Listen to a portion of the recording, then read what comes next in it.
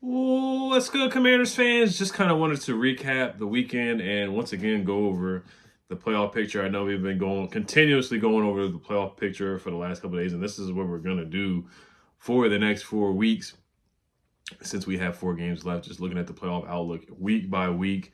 The Rams, they won. They looked good. They beat a good Bills team. It was a shootout, and they're playing good football right now. And some people are concerned about them at this point. And basically, what I say about that is we control our own destiny.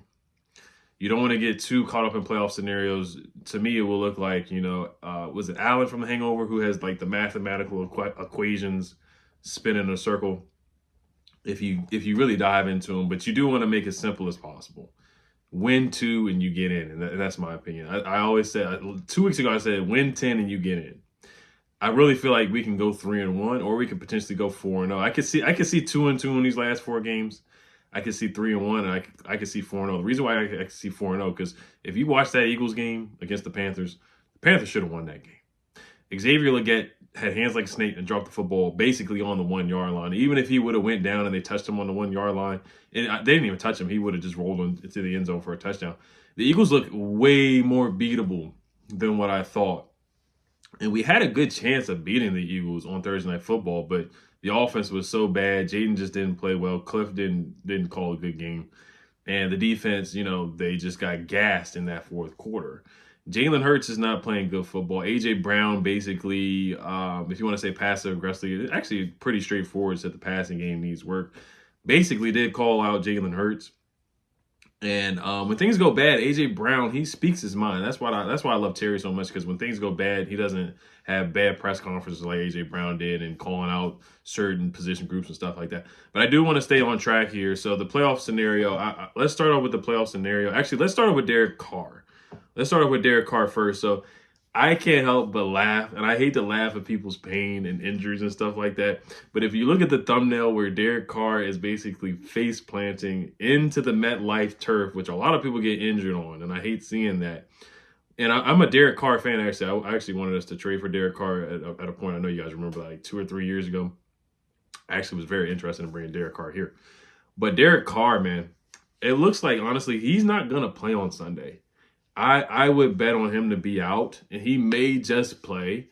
Now, he fractured his left hand, and it was 2nd and 10, and they actually should have lost to the Giants. The Giants, Graham Gano, he missed the field goal, and we're having field goal kicker problems here, but Graham Gano missed he got the kick block, so it's not his fault. But the Giants were down 14-11. They should have tied that game and went to overtime. They probably would have won the game, honestly, because Drew Lock had some momentum going. He had a decent drive going up to that point.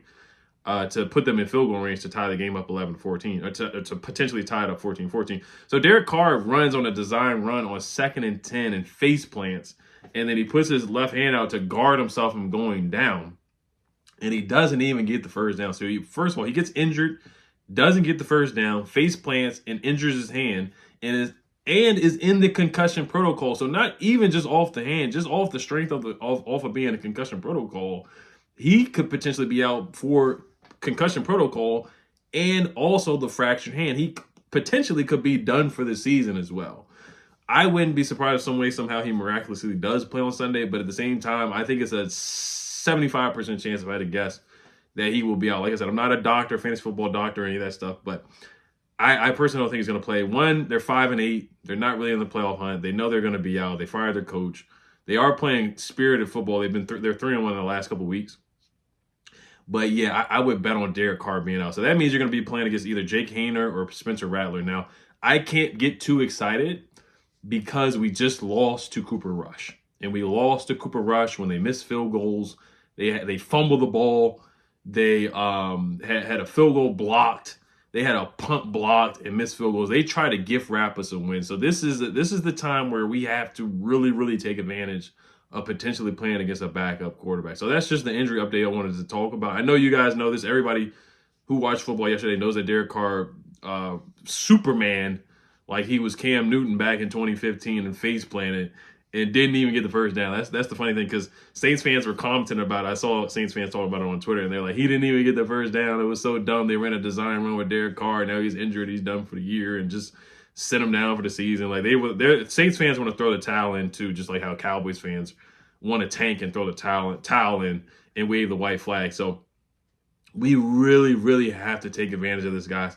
Even if Derek Carr plays, this is a game I feel like we should win anyway. Taysom Hill's done for the year. Chris Olave probably is not playing.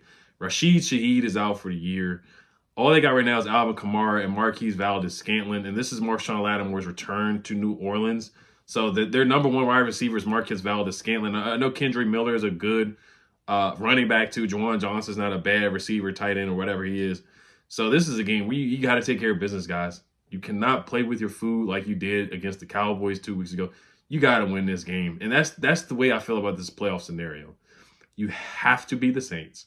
The Eagles game is a very winnable game at home if Jalen Hurts keeps it up and keeps stinking it up like he's been doing. A.J. Brown complaining, him and Devontae Smith complaining to each other on the bench, looking very frustrated. Dan Orlovsky pointed out how he missed open receivers time and time again in the All-22. Eagles fans are calling out Jalen Hurts and going in on him right now. So I think Jalen Hurts really, honestly, is still concussed from when Frankie Louvu bounced his head off the ground like a basketball. And he really should have came out of that game. Like, they put him in the tent and they put him back in there. And I said that. I was like, the guy's concussed. He shouldn't be playing right now. But it is what it is on that. Jalen Hurts, regardless concussion or not, he's just not playing good football. He's dinking and dunking and taking what the defense gives him, but he's not throwing the ball downfield at all. They beat the Ravens off the strength of Saquon Barkley and Justin Tucker missing 3 kicks. They beat us off the strength of Saquon Barkley and us just not playing good football. They beat the Panthers off the strength of Xavier Legette dropping a touchdown pass. So, I mean, that's just that on that, you know.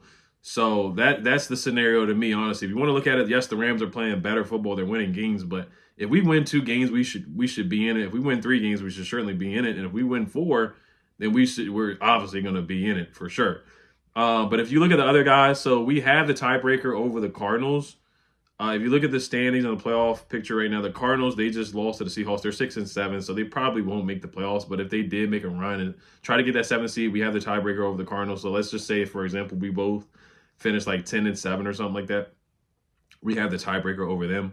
We do have the conference record over the Rams. So if there's a tiebreaker there, like say we both finish 10-7, we have the conference tiebreaker if we keep it up. So we're 5-3, they're 4-5. Let's say we end up 6 and whatever in the conference, they tie, or they have a losing record in the conference, we would win the tiebreaker. Now the Rams, they play the Niners. The Niners blew out the Bears, and everybody, whoever tries to say Caleb Williams is better than Jaden Daniels, we already know the answer on that. Caleb Williams really struggled against the Niners. And he had a really bad fumble where he just threw the ball to the ground. The Niners, they play the Rams on Thursday. So that's a really big game Thursday night. We're going to be rooting for the Niners to win at home against the Rams. We need them to win that game. But like I said, I don't even want to be like, oh, I need to root for another team, because let's just control our own destiny. And I know somebody's going to comment, just focus on the game this week. I understand that for sure. We need to take it game by game. But obviously, you have to look at the next 4 games. You have to look at the standings. You have to look at where you are, because Ron Rivera 2 years ago didn't know he could be eliminated. And I don't want to hear that from Dan Quinn or anybody in this front office or team say something like that ever again. So that's why I'm just saying that, and I have to make this video at least weekly, at least once a week or twice a week. We have to check in and look. And I'll probably make a video after the Rams game if they lose to the Niners, just talking about how that is a big advantage for us moving forward in the playoff race. But like I said, if we just take care of the business that's in front of us and just eat the food that's on our plate and not play around with it like we did against Dallas, then we should certainly make the playoffs. You look at the Falcons too; they're reeling. They just lost to the Vikings. Kirk Cousins has thrown 4 interceptions or 8 interceptions in the last 2 games or something like that, last 3 games, and they've lost 3 in a row or 4 in a row or something like that. They're 6-7, so they really start. Yes, they've lost 4 games in a row, and I believe Kirk has thrown 8 picks. Now they do have a very favorable schedule. They play the Vegas Raiders at Vegas, which probably will be a win for them. Then they play the Giants. Then they play us, and they play the Panthers the last game of the year.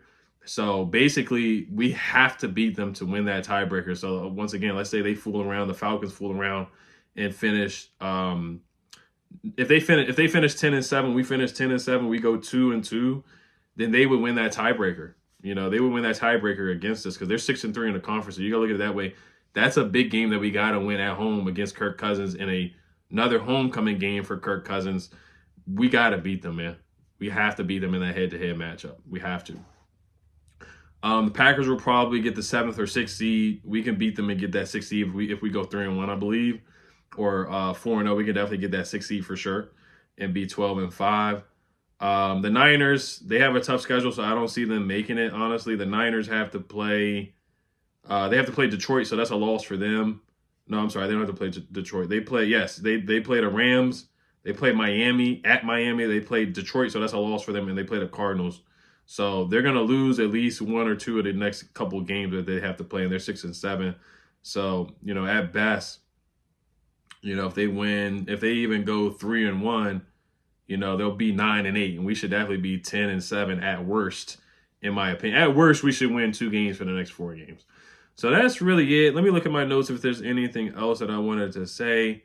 The Bucks, they should win the division, so it would be better for them to win the division because we lost to them and they do have the tiebreaker. We have the tiebreaker versus the Cardinals. Already talked about that. San Fran, they have a tough schedule, but it would help if they beat the Rams.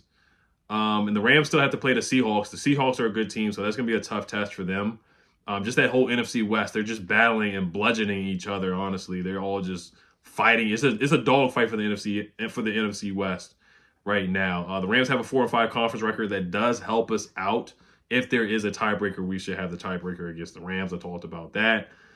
But Atlanta is a sleeper to take a look at because I know they've been playing bad football. Kirk's been awful the past couple weeks, but they do have a cupcake schedule for the remainder of the season. But I do want to look at the Eagles real quick and just talk about Jalen Hurts once again and just revisit that, how bad he's been playing the last couple weeks, man. Like, once again, that Eagles game is going to be huge. Like I said, I hate to get too ahead of stuff. I get it, guys. I hate to get too far ahead. But Jalen Hurts, man, if you look at the numbers, so the Panthers, he threw 21 times, 14 for 21, 108 yards. That's really awful. That's like Alex Smith type stuff right there. And I love Alex Smith. No disrespect to Alex Smith, but that's the way that Alex Smith would win games, managing the game and throw the ball like 20 times for like 115 yards. Then against the Ravens, Jalen Hurts, 11 for 19, 118 yards, 1 touchdown. Once again, only throwing the ball 19 yards, only throwing for 118 yards. So once again, he's sub 150. He has not had to win these games because Saquon has been putting the team on their backs for the most part. Their defense has been good. They beat the Rams, 15 for 22, 179 yards, 1 touchdown, no picks. Of course, the rushing is important, but Saquon ran for 26 times for 255 yards. So my point is that Jalen Hurts has not been playing good football. Then against us, Jalen Hurts, 18 for 28, 221 yards. That's a little bit better, but still, I mean, he's really not playing good football. He struggled in that game, too. He really didn't have a good game in that game. He struggled. We kept A.J. Brown in check for the most part, too.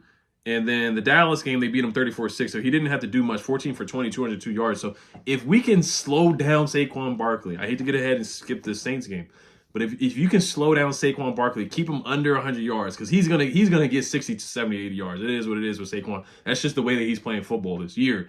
If you can keep Saquon under 80 yards, make Jalen Hurts drop back and throw the ball at least 30 to 40 times, then I feel like we should beat the Eagles. I really do. And if you move Terry McLaurin in the slot, in the outside, not just have him on the left side against Quinyon Mitchell, I think he should burn Quinyon Mitchell anyway. If you move Terry around, put him in the slot, put him on the right side like you did against the Titans, run the ball like we did with B-Rob and Chris Rodriguez, and slow down Saquon, the offensive line plays a better game than what they did Thursday night against the Eagles a couple weeks ago, that's a very, very, very winnable game. That's all I'm going to say. It looks way more winnable than what I thought last week. Way more winnable than what I thought. Dallas Goedert is out too. So that's all I'm saying. Jalen Hurts is not playing good football. I really think he's serious. I still think he's concussed. I know it's been 4 weeks ago, but I just don't think he's in his right mind. Or it could just be the latter, that he's just regressed and he's just not playing good football. He's just not seeing the field. It could be that instead of just blaming it on a concussion. So, all right, you guys. You guys let me know what you guys think. As always, let's get healthy. Let's get back to getting healthy. We'll see what Dan Quinn says today in his press conference, if he has one, about Marshawn Lattimore. He probably should confirm that Marshawn Lattimore is going to practice fully and is going to play on Sunday against the Saints. But we control our own destiny. That's basically the bottom line here, is that we control our own destiny. Let's not play around with our food. We most likely will be playing against Jake Hayner or Spencer Rattler.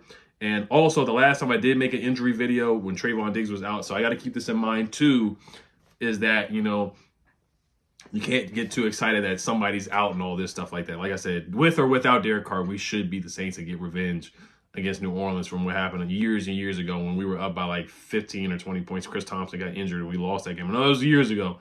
And when they beat us on Monday Night Football and they blew us out with Alex Smith too. So we got to get our revenge against the Saints for sure. Jameis Winston throwing that Hail Mary a couple years ago against us too. And also Chase Young is playing for the Saints too. So I have no ill will against Chase Young, but we definitely need to keep him in check for sure on Sunday when we play the Saints. As always, you guys, Hail Commanders. Peace.